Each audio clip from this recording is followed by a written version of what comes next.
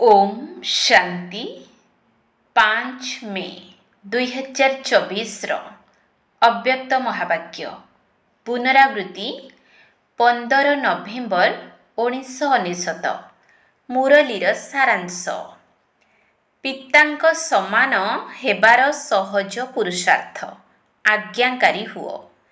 पितांक समान हेबार सहज पुरुषार्थ आज्ञाकारी हुओ। आजी बाप दादा निजर पवित्र हंस मंडली को देखुछंती।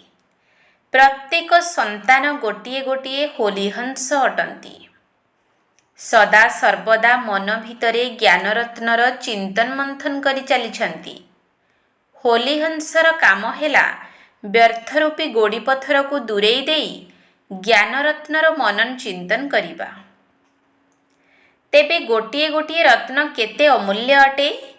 प्रत्येक संतान जेपरी ज्ञानरत्नर खणी पालटि गलेनी, तेणु ज्ञानरत्नरे सर्वदा भरपूर रहुछंती। आजी बाप दादा पिलामानक भितरे गोटिए विशेष कथा चेक करुथिले। ताहा कौन होइथिबो? ज्ञानर बा जोगर सहज धारणार सहज आधार हेला बाबांकर एवं दादा अर्थात ब्रह्मा बाबांकर आज्ञाकारी होई चलिबा। पिता रूपरे मध्य आज्ञाकारी हेबा, शिक्षक रूपरे एवं सद्गुरु रूपरे मध्य आज्ञाकारी होई चलिबा। तीनोटी जाक रूपरे आज्ञाकारी हेबा अर्थ सहज पुरुषार्थी हेबा। काहींकि ना तीनोटी जाक रूपरे पिलामानकु आज्ञा मिलुछि। अमृत बेला ठारू आरंभ करी राति पर्यंत प्रत्येक समय पाई प्रत्येक कर्तव्य पाई आज्ञा मिल जाइछि। जदि सही आज्ञा अनुसारे सर्वदा चालुथिबो तेबे कौनसी प्रकारर मुश्किलर बा मेहनतर अनुभव होई परिबो नाही। सबु समय पाई मानसिक संकल्पर बाणीर एवं कर्मर तीन प्रकारर आज्ञा स्पष्ट रूपरे मिल जाइछि। भाबिबार मध्य आवश्यकता नहीं जे एहाको करिबु कि न करिबु, एहा ठीक ना भूल, भाबिबार मेहनत मध्य नहीं।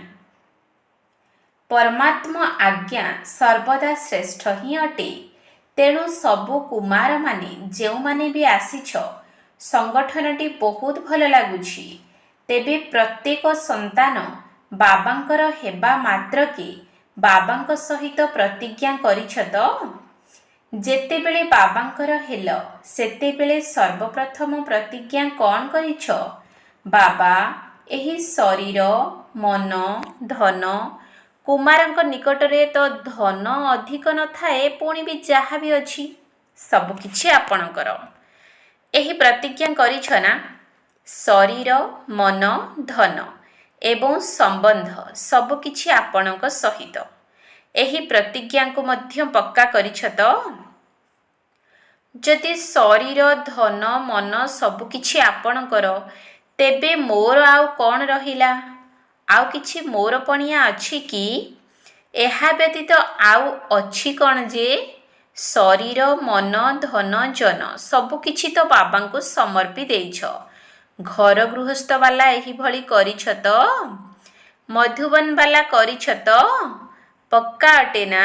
जदि मन मध्य बाबांकर अटे तेबे मोर मन तो नुहे ना?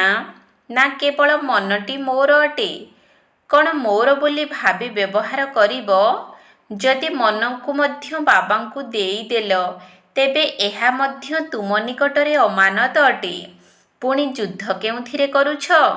मोर मन बहुत दुखी अटे। मो मनरे व्यर्थ संकल्प आसुछि। मोर मन आज विचलित हेउछि। जेबे कि मोर ही नुहे बाबांकर अमानत अटे। तेबे अमानत को मोर मने करी व्यवहार करिबा कौन एहा अमानतर अपव्यवहार नुहे कि? तेबे माया को आसीबा पाई मध्य दुईटी द्वार रहिछि, मु एवं मोर। तेणु शरीर मध्य तुमर नुहे। ताहा हेले देह अभिमान युक्त मु केउठु आसिला? मन मध्य तुमर नुहे। तेणु मोर मोर केउठु आसिला? ତୋର ନା ମୋର? ଯଦି ବାବାଙ୍କର ଅଟେ ତେବେ କ'ଣ କେବଳ କଥାରେ ନା କାମରେ? କହିବ ବାବାଙ୍କର କିନ୍ତୁ ଭାବୁଥିବ ମୋର। ତେଣୁ କେବଳ ପ୍ରଥମ ପ୍ରତିଜ୍ଞାଟିକୁ ମନେ ପକାଅ, ନା ଦେହ ଅଭିମାନର ମୁଁ ନା ମୋର।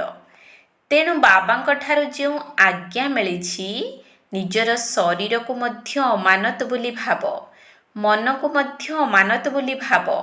ତାପରେ ଆଉ ମେହନତ କରିବା କ'ଣ ଦରକାର? ଯଦି କୌଣସି ବି ଦୁର୍ବଳତା ଆସୁଛି ତେବେ ଏହି ଦୁଇଟି ଶବ୍ଦ ଦ୍ୱାରା ଆସୁଛି, ମୁଁ ଏବଂ ମୋର। ତେବେ ନା ଏହି ଶରୀର ତୁମର ଅଟେ ନା ଦେହ ଅଭିମାନଯୁକ୍ତ ମୁଁ।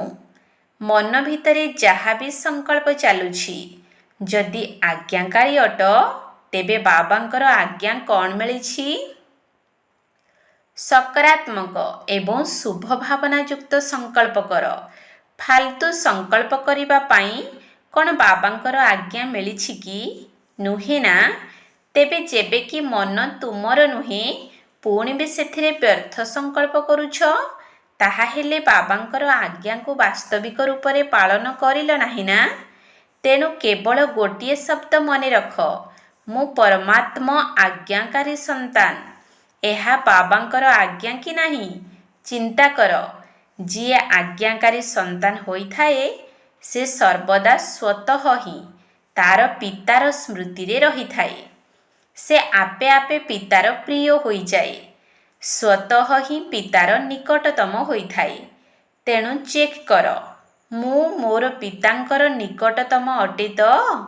ଆଜ୍ଞାକାରୀ ଅଟେ ତ? ଏହି ଗୋଟିଏ ଶବ୍ଦ ତ ଅମୃତ ବେଳାରେ ମନେ ପକାଇ ପାରିବ। ମୁଁ କିଏ? ସଦା ଆଜ୍ଞାକାରୀ ନା କେବେ ଆଜ୍ଞାକାରୀ, କେବେ ଆଜ୍ଞାକୁ ଏଡ଼େଇ ଦେଲା ବାଲା? ବାପ୍ ଦାଦା ତ ସବୁବେଳେ କହୁଛନ୍ତି, କୌଣସି ପ୍ରକାରରେ ଯଦି ଏକମାତ୍ର ବାବାଙ୍କର ସମ୍ବନ୍ଧ ହିଁ ମନେ ରହିବ, ଅନ୍ତରରୁ ବାବା ଶବ୍ଦ ବାହାରୁଥିବ, ତେବେ ନିଶ୍ଚିତ ଭାବରେ ନିକଟତମ ହେବାର ଅନୁଭବ କରିପାରିବ। କେବଳ ମନ୍ତ୍ର ଜପ କରିବା ଭଳି ବାବା ବାବା କୁହ ନାହିଁ। ସେମାନେ ରାମ ରାମ କହୁଛନ୍ତି, ତୁମେ ବାବା ବାବା କହିବ ନା। ଅନ୍ତର ଭିତରୁ ବାହାରୁ ବାବା। ପ୍ରତ୍ୟେକ କର୍ମ କରିବା ପୂର୍ବରୁ ଚେକ୍ କର ଯେ ମନ ପାଇଁ, ଶରୀର ପାଇଁ ବା ଧନ ପାଇଁ ବାବାଙ୍କର ଆଜ୍ଞା କ'ଣ? କୁମାରଙ୍କ ପାଖରେ ଚାହେ ଯେତେ ବି କମ୍ ଧନ ଥାଉ, କିନ୍ତୁ ବାବା ଯେଉଁଭଳି ଆଜ୍ଞା ଦେଇଛନ୍ତି ଯେ ଧନର ହିସାବ କିପରି ରଖିବ, ସେହି ଅନୁସାରେ ରଖୁଛ ନା ଯେମିତି ଇଚ୍ଛା ସେମିତି ଚାଲୁଛ? ସବୁ କୁମାରମାନଙ୍କୁ ଧନର ମଧ୍ୟ ହିସାବ ରଖିବା ଦରକାର। ଧନକୁ କେଉଁଠି ଏବଂ କିପରି ବ୍ୟବହାର କରିବାକୁ ହେବ, ଶରୀରକୁ ମଧ୍ୟ କେଉଁଠି ଲଗାଇବାକୁ ହେବ, ଏହାର ମଧ୍ୟ ହିସାବ ଜାଣିବା ଦରକାର। ଦାଦୀମାନେ ଯେତେବେଳେ ଧାରଣାର କ୍ଲାସ୍ କରାଉଛନ୍ତି, ସେତେବେଳେ ବୁଝାଉଛନ୍ତି ନା ଧନକୁ କିପରି ଖର୍ଚ୍ଚ କରିବ, କିପରି ହିସାବ ରଖିବ। କ'ଣ କୁମାରମାନଙ୍କୁ ଜଣା ଅଛି ତ କିପରି ହିସାବ ରଖିବ, କେଉଁଠି ଧନ ଲଗାଇବ, ଏସବୁ ଜଣା ଅଛି ତ? ଅଳ୍ପ ପିଲା ହାତ ଉଠାଇଛନ୍ତି, ନୂଆ ନୂଆ ମାନେ ମଧ୍ୟ ଅଛନ୍ତି, ଏମାନଙ୍କୁ ଜଣା ନାହିଁ। ଏମାନଙ୍କୁ ମଧ୍ୟ ନିଶ୍ଚିତ ବତାଇ ଦେବ ଯେ କ'ଣ କ'ଣ କରିବାକୁ ହେବ। ଏହାଦ୍ୱାରା ତୁମେ ନିଶ୍ଚିନ୍ତ ହୋଇଯିବ, ବୋଝର ଅନୁଭବ ହେବ ନାହିଁ। କାହିଁକି ନା ତୁମ ସମସ୍ତଙ୍କର ତ ଲକ୍ଷ୍ୟ ରହିଛି ନା। କୁମାର ଅର୍ଥ ହେଲା ହାଲୁକା ସ୍ଥିତି, ଡବଲ ଲାଇଟ୍ ସ୍ଥିତି। କୁମାରମାନଙ୍କର ଲକ୍ଷ୍ୟ ଅଛି ନା ଆମକୁ ନମ୍ବର 1ରେ ଆସିବାର ଅଛି। ତେଣୁ ଲକ୍ଷ୍ୟ ରଖିବା ସହିତ ଲକ୍ଷଣ ମଧ୍ୟ ରହିବା ଦରକାର। ଯଦି ଲକ୍ଷ୍ୟ ବହୁତ ଉଚ୍ଚା ରଖିଥିବ କିନ୍ତୁ ଲକ୍ଷଣ ନଥିବ, ତେବେ ଲକ୍ଷ୍ୟସ୍ଥଳରେ ପହଞ୍ଚିବା ତ ମୁସ୍କିଲ ହୋଇଯିବ।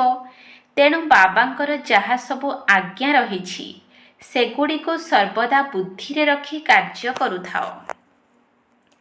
ବାପ୍ ଦାଦା ତ ପୂର୍ବରୁ ମଧ୍ୟ ବୁଝାଇ ଦେଇଛନ୍ତି ଯେ ବ୍ରାହ୍ମଣ ଜୀବନର ମୁଖ୍ୟ ସମ୍ପତ୍ତି ହେଲା ସଂକଳ୍ପ, ସମୟ ଏବଂ ଶ୍ୱାସ।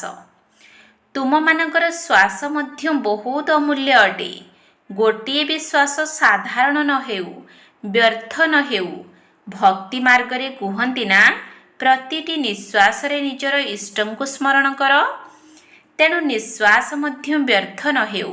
ଜ୍ଞାନର ସମ୍ପତ୍ତି, ଶକ୍ତିର ସମ୍ପତ୍ତି ଏଗୁଡ଼ିକ ତ ନିଶ୍ଚିତ ରହିଛି, କିନ୍ତୁ ମୁଖ୍ୟ ରୂପରେ ଏହି ତିନୋଟି ସମ୍ପତ୍ତି ସଂକଳ୍ପ, ସମୟ ଏବଂ ଶ୍ୱାସ ଆଜ୍ଞା ଅନୁସାରେ ସଫଳ ହେଉଛି ତ? ବ୍ୟର୍ଥରେ ନଷ୍ଟ ହେଉନାହିଁ ତ? କାହିଁକି ନା ବ୍ୟର୍ଥରେ ଚାଲିଗଲେ ଜମା ହୋଇପାରିବ ନାହିଁ ଏବଂ ଜମା ଖାତା ସାରା କଳ୍ପ ପାଇଁ ଏହି ସଙ୍ଗମ ଯୁଗରେ ହିଁ ଜମା କରିବାକୁ ହେବ। ଚାହେ ସତ୍ୟ ତ୍ରେତା ଯୁଗରେ ଶ୍ରେଷ୍ଠ ପଦ ପ୍ରାପ୍ତ କରିବା ହେବ ବା ଦ୍ୱାପର କଳି ଯୁଗରେ ପୂଜ୍ୟ ପଦ ପ୍ରାପ୍ତ କରିବା ହେଉ, କିନ୍ତୁ ଦୁଇଟି ଯାକ ପ୍ରାରବ୍ଧ ପାଇବା ପାଇଁ ଏହି ସଙ୍ଗମ ଯୁଗରେ ହିଁ ଜମା କରିବାକୁ ହେବ। ତେଣୁ ସେହି ହିସାବରେ ବିଚାର କର ଯେ ସଙ୍ଗମ ଯୁଗରେ ଏହି ବ୍ରାହ୍ମଣ ଜୀବନର ବା ଛୋଟିଆ ଜନ୍ମର ସଂକଳ୍ପ, ସମୟ ଏବଂ ଶ୍ୱାସ କେତେ ଅମୂଲ୍ୟ ଅଟେ। ଏଥିରେ କେବେ ବି ବେପରୁଆ ହୁଅ ନାହିଁ। ଯେମିତି ନାହିଁ ସେମିତି ଦିନଟି ବିତିଗଲା ତାହା ନୁହେଁ, ଦିନଟି ତ ବିତିଗଲା, କିନ୍ତୁ ଏହି ଗୋଟିଏ ଦିନରେ ବହୁତ ବହୁତ ବହୁତ କିଛି ହରାଇଦେଲ। ଯେତେବେଳେ ବି ଫାଲତୁରେ କୌଣସି ସଂକଳ୍ପ ବା ସମୟ ନଷ୍ଟ ହୋଇଯାଉଛି, ତେବେ ଏପରି ଭାବ ନାହିଁ ଯେ କେବଳ 5 ମିନିଟ୍ ତ ଯାଇଛି। ନା, ସଞ୍ଚୟ କର, ସମୟ ଅନୁସାରେ ଦେଖ। ପ୍ରକୃତି ମଧ୍ୟ ନିଜର କାର୍ଯ୍ୟ କରିବାରେ କେତେ ସଜାଗ ଅଛି।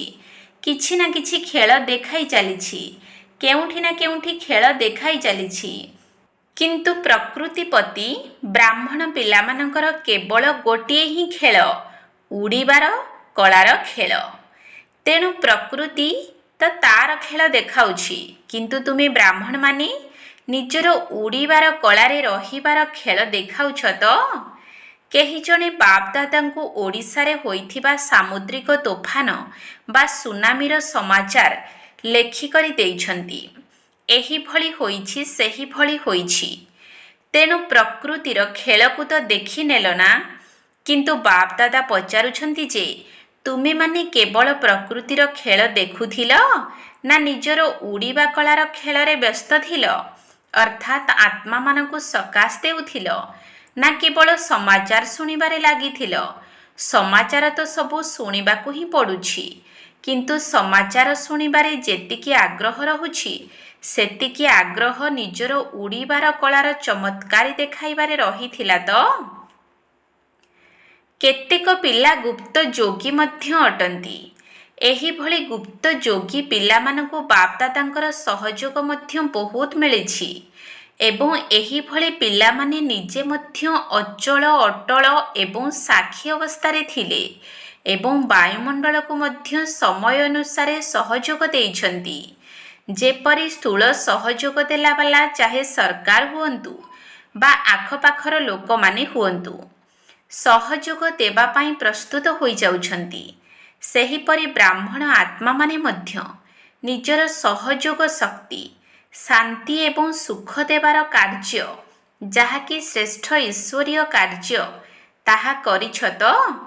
ଯେପରି ଅମୁକ ସରକାର ଏହିଭଳି ସହଯୋଗ ଦେଲେ, ଅମୁକ ଦେଶ ଏହିଭଳି ସହଯୋଗ ଦେଲା, ତୁରନ୍ତ ଘୋଷଣା କରିବାରେ ଲାଗି ପଡ଼ୁଛନ୍ତି। ତେଣୁ ବାପଦାଦା ପଚାରୁଛନ୍ତି, ତୁମେ ବ୍ରାହ୍ମଣ ଆତ୍ମାମାନେ ମଧ୍ୟ ନିଜର ଏହି କର୍ତ୍ତବ୍ୟ କରିଛ ତ? ତୁମମାନଙ୍କୁ ମଧ୍ୟ ସଜାଗ ରହିବା ଉଚିତ। ସ୍ଥୂଳ ସହଯୋଗ ଦେବା ମଧ୍ୟ ଆବଶ୍ୟକ ଅଟେ, ଏଥିରେ ବାପଦାଦା ମନା କରୁନାହାନ୍ତି। କିନ୍ତୁ ଯାହା ବ୍ରାହ୍ମଣ ଆତ୍ମାମାନଙ୍କର ବିଶେଷ କାର୍ଯ୍ୟ, ଯେଉଁ ସହଯୋଗ ଅନ୍ୟ କେହି ଦେଇପାରିବେ ନାହିଁ, ଏହିଭଳି ସହଯୋଗ ତୁମେମାନେ ସଜାଗ ରହି ଦେଇଛ ତ? ଦେବା କଥା ନା? ନା କେବଳ ସେମାନଙ୍କୁ ବସ୍ତ୍ର ଦରକାର, ଖାଦ୍ୟ ଦରକାର? କିନ୍ତୁ ପ୍ରଥମେ ତ ମନକୁ ଶାନ୍ତି ଦରକାର, ସମ୍ମୁଖୀନ କରିବାର ଶକ୍ତି ଦରକାର। ତେଣୁ ସ୍ଥୂଳ ସହଯୋଗ ସହିତ ସୂକ୍ଷ୍ମ ସହଯୋଗ କେବଳ ବ୍ରାହ୍ମଣ ଆତ୍ମାମାନେ ହିଁ ଦେଇପାରିବେ, ଅନ୍ୟ କେହି ଦେଇପାରିବେ ନାହିଁ। ତେବେ ଏହା ତ କିଛି ବି ନୁହେଁ, ଏହା ତ ପୂର୍ବ ସୂଚନା ଅଟେ। ପ୍ରକୃତ ବିନାଶ ତ ଆଗକୁ ଆସିବାକୁ ଯାଉଛି। ତାର ପୂର୍ବାଭାସ ବା ପୂର୍ବ ସୂଚନା ତୁମମାନଙ୍କୁ ସମୟ କୁହ ବା ବାବା କୁହ କରାଇ ଦେଇଛନ୍ତି। ତେଣୁ ଯେଉଁ ସବୁ ଶକ୍ତି ଗୁଡ଼ିକ ବା ଯେଉଁ ସବୁ ସମ୍ପତ୍ତି ଗୁଡ଼ିକ ତୁମ ପାଖରେ ଅଛି ତାକୁ ସମୟ ଅନୁସାରେ ବ୍ୟବହାର କରିବା ଜଣା ଅଛି ତ? କୁମାରମାନେ କ'ଣ କରିବ? ସବୁ ଶକ୍ତି ଜମା ଅଛି ତ? ବ୍ୟବହାର କରିବା ଜଣା ଅଛି ତ? ହାତ ତ ବହୁତ ଭଲ ଉଠାଇ ଦେଉଛ। ଏବେ କିନ୍ତୁ ବାସ୍ତବିକ ରୂପରେ ଦେଖାଇବାକୁ ହେବ, ସାକ୍ଷୀ ହୋଇ ଦେଖିବାକୁ ହିଁ ହେବ, ଶୁଣିବାକୁ ହିଁ ହେବ ଏବଂ ସହଯୋଗ ଦେବାକୁ ମଧ୍ୟ ହେବ। ଶେଷରେ ଯେତେବେଳେ ପ୍ରକୃତିର ପ୍ରକୃତ ପାଠ ଆରମ୍ଭ ହୋଇଯିବ ସେତେବେଳେ ସାକ୍ଷୀ ଏବଂ ନିର୍ଭୟ ହୋଇ ଦେଖିବାକୁ ମଧ୍ୟ ହେବ ଏବଂ ନିଜର ପାଠ ମଧ୍ୟ କରିବାକୁ ହେବ। ସେତେବେଳେ କେଉଁ ପାଠ କରିବ? ଦାତାଙ୍କର ସନ୍ତାନ ହିସାବରେ ଦାତା ହୋଇ ଆତ୍ମାମାନଙ୍କୁ ଯାହା ସବୁ ଦରକାର ଥିବ ତାହା ଦେବାକୁ ହେବ। ତେବେ ତୁମେମାନେ ମାଷ୍ଟର ଦାତା ଅଟ ନା? ତେଣୁ ନିଜର ଷ୍ଟକ୍ ଜମା କର। ନିଜ ପାଖରେ ଯେତିକି ଷ୍ଟକ୍ ଜମା ରହିଥିବ ସେହି ଅନୁସାରେ ହିଁ ଦାତା ହୋଇପାରିବ। ଯଦି ଶେଷ ସମୟ ପର୍ଯ୍ୟନ୍ତ ନିଜ ପାଇଁ ହିଁ ଜମା କରି ଚାଲିଥିବ ତେବେ ଦାତା ହୋଇପାରିବ ନାହିଁ। ଅନେକ ଜନ୍ମ ପର୍ଯ୍ୟନ୍ତ ଯେଉଁଭଳି ଶ୍ରେଷ୍ଠ ପଦ ପାଇବାର ଅଛି ତାକୁ ପ୍ରାପ୍ତ କରିପାରିବ ନାହିଁ। ସେଥିପାଇଁ ପ୍ରଥମ କଥା ହେଲା ନିଜ ପାଖରେ ଭରପୁର ଷ୍ଟକ୍ ଜମା କର। ଶୁଭ ଭାବନା ଶୁଭ କାମନାର ଭଣ୍ଡାର ସର୍ବଦା ଭରପୁର ରହିଥାଉ। ଦ୍ୱିତୀୟରେ, ଯେଉଁ ସବୁ ବିଶେଷ ଶକ୍ତି ଗୁଡ଼ିକ ରହିଛି ସେହି ଶକ୍ତି ଗୁଡ଼ିକୁ ଯେଉଁ ସମୟରେ ଯାହାକୁ ଯାହା ଦରକାର ତାହା ଦେଇପାରୁଥିବ।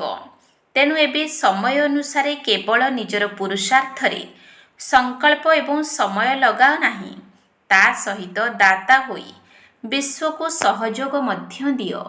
ନିଜର ପୁରୁଷାର୍ଥ ତ ଶୁଣାଇ ଦେଇଛୁ, ଅମୃତ ବେଳାରୁ ହିଁ ଏହି କଥା ଚିନ୍ତା କର ଯେ ମୁଁ ଆଜ୍ଞାକାରୀ ସନ୍ତାନ। ତେବେ ପ୍ରତ୍ୟେକ କର୍ମ ପାଇଁ ମଧ୍ୟ ଆଜ୍ଞା ମିଳିଯାଇଛି। ଉଠିବାର, ଶୋଇବାର, ଖାଇବାର, କର୍ମଯୋଗୀ ହେବାର ପ୍ରତ୍ୟେକ କର୍ମ ପାଇଁ ଆଜ୍ଞା ମିଳିଯାଇଛି। ତେଣୁ ଆଜ୍ଞାକାରୀ ହେବା ହିଁ ପିତାଙ୍କ ସମାନ ହେବା। ବାସ୍ କେବଳ ଶ୍ରୀମତ ଅନୁସାରେ ହିଁ ଚାଲିବାର ଅଛି, ନା ମନମତ ନା ପରମତ। ଶ୍ରୀମତରେ କୌଣସି ପ୍ରକାରର ମିଶ୍ରଣ ନ ହେଉ।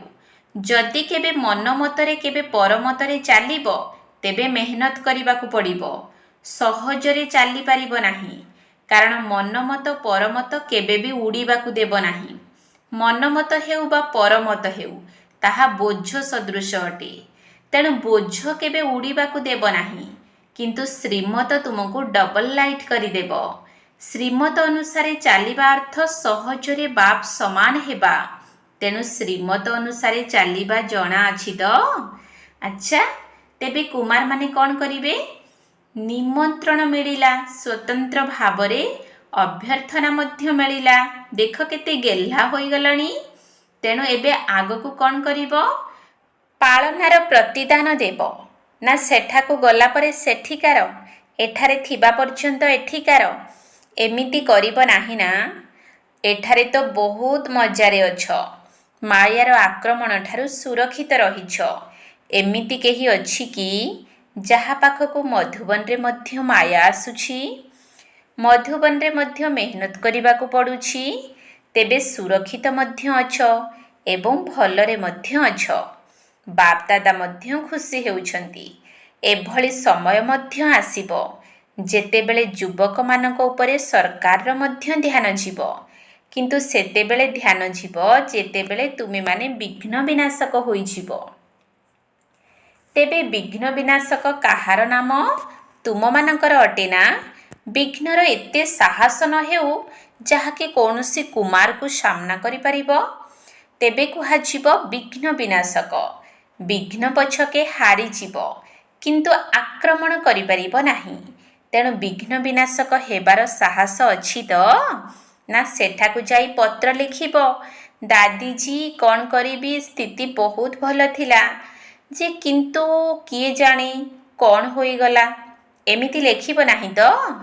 କେବଳ ଏହି ଖୁସି ଖବର ଲେଖ, ଓକେ, ଭେରି ଗୁଡ୍, ମୁଁ ବିଘ୍ନ ବିନାଶକ ଅଟେ। ବାସ୍ କେବଳ ଗୋଟିଏ ଶବ୍ଦ ଲେଖ, ଅଧିକ ଲମ୍ବା ପତ୍ର ଲେଖ ନାହିଁ। ଓକେ। ଆଚ୍ଛା, ମଧୁବନର ବିଶେଷତା ମଧ୍ୟ ବାପଦାଦାଙ୍କ ପାଖରେ ପହଞ୍ଚି ଯାଇଛି। ମଧୁବନ ନିବାସୀ ନିଜ ନିଜର ଚାର୍ଟ ଲେଖି ପଠାଇଛନ୍ତି। ବାପଦାଦାଙ୍କ ପାଖରେ ପହଞ୍ଚି ଯାଇଛି। ବାପଦାଦା ସବୁ ପିଲାଙ୍କୁ ଆଜ୍ଞା ମାନିଲା ବାଲା ଆଜ୍ଞାକାରୀ ସନ୍ତାନ ଦୃଷ୍ଟିରେ ଦେଖୁଛନ୍ତି। ବିଶେଷ କାର୍ଯ୍ୟ ମିଳିଥିଲା, କିନ୍ତୁ ସଦା ପ୍ରସ୍ତୁତ ରହୁଥିବା ଆତ୍ମା ହୋଇ ଆଜ୍ଞା ପାଳନ କରୁଛନ୍ତି। ଏଥିପାଇଁ ମଧ୍ୟ ବିଶେଷ ଅଭିନନ୍ଦନ ଦେଉଛନ୍ତି। ଆଚ୍ଛା, ସମସ୍ତେ ନିଜ ନିଜର ଚାର୍ଟ ସ୍ପଷ୍ଟ ଭାବରେ ଲେଖିଛନ୍ତି। ଦାଦିଜୀଙ୍କୁ ତୁମେ ମଧ୍ୟ ଫଳାଫଳକୁ ଦେଖି ତା ଉପରେ କ୍ଲାସ୍ କରାଇବ। ନିଜ ନିଜର ଅବସ୍ଥାର ଚାର୍ଟ ଭଲ ଲେଖିଛନ୍ତି।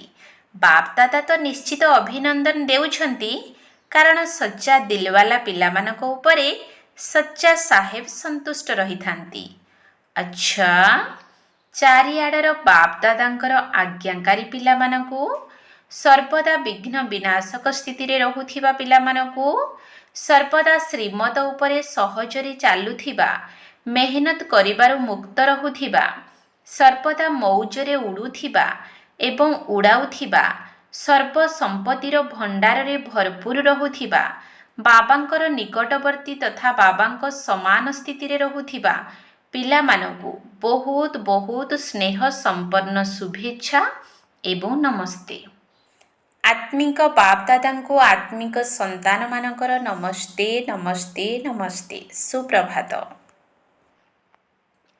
କୁମାରମାନଙ୍କ ଭିତରେ ମଧ୍ୟ ବିଶେଷ କରି ସଦା ପ୍ରସ୍ତୁତ ରହି ଅକ୍ଳାନ୍ତ ଭାବରେ ସେବା କରୁଥିବା, ସର୍ବଦା ଉଡ଼ିବାର କଳାରେ ଉଡ଼ୁଥିବା କୁମାରମାନଙ୍କୁ ବାପଦାଦାଙ୍କର ବିଶେଷ ଶୁଭେଚ୍ଛା।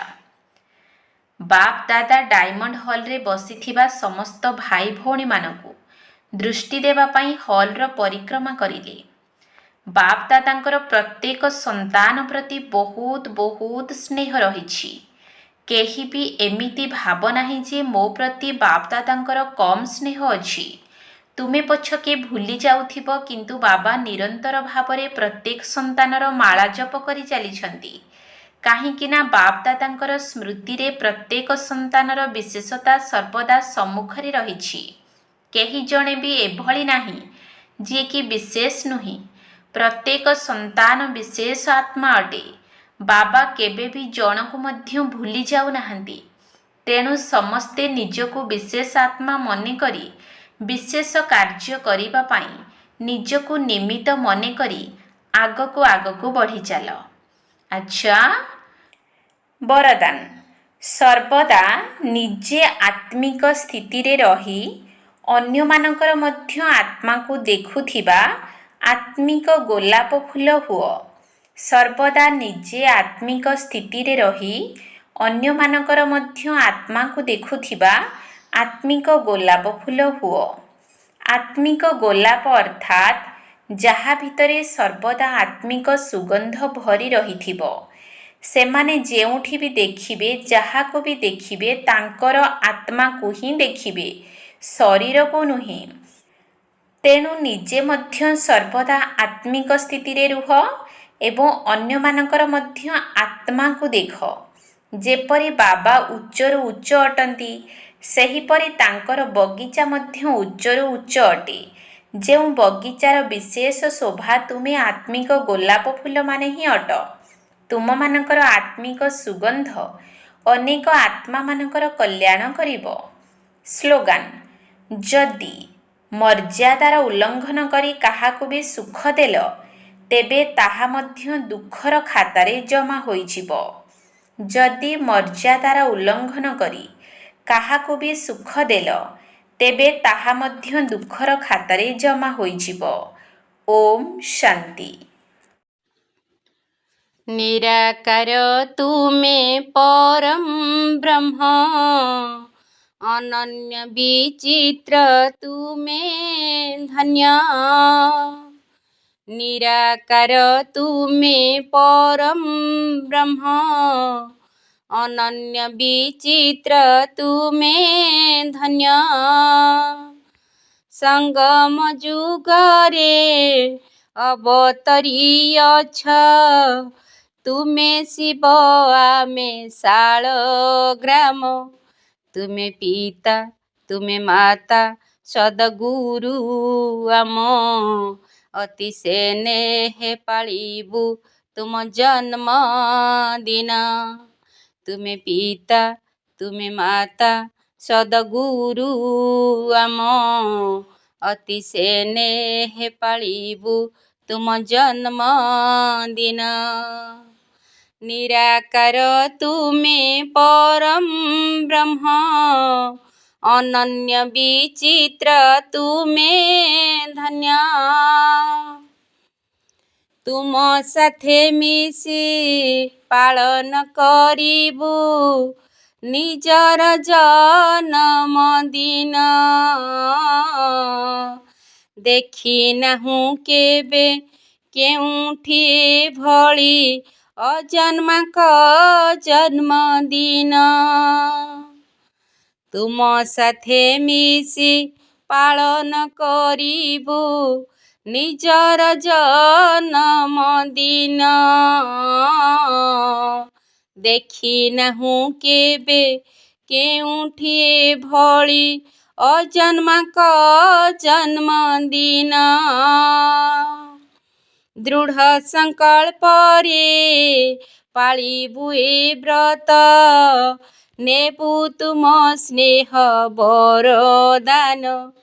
ତୁମେ ଦାତା ବରଦାତା ତୁମେ ଭଗବାନ, ତୁମେ ଦିବ୍ୟ ବୁଦ୍ଧିଦାତା ପରମାତ୍ମା ରାମ। ତୁମେ ଦାତା ବରଦାତା ତୁମେ ଭଗବାନ, ତୁମେ ଦିବ୍ୟ ବୁଦ୍ଧିଦାତା ପରମାତ୍ମା ରାମ। ନିରାକାର ତୁମେ ପରମ ବ୍ରହ୍ମ, ଅନନ୍ୟ ବିଚିତ୍ର ତୁମେ ଧନ୍ୟ। ଦୃଢ଼ ସଂକଳ୍ପର ଦୀପ ଜଳାଇବୁ ସଫଳତା ଯିବୁ ପାଇ। ବ୍ୟର୍ଥ ସଂକଳ୍ପର କେକ୍ କାଟି ଦେବୁ ଖୁସିର ମିଠାଇ ଖାଇ। ଦୃଢ଼ ସଂକଳ୍ପର ଦୀପ ଜଳାଇବୁ ସଫଳତା ଯିବୁ ପାଇ। ବ୍ୟର୍ଥ ସଂକଳ୍ପର କେକ୍ କାଟି ଦେବୁ ଖୁସିର ମିଠାଇ ଖାଇ।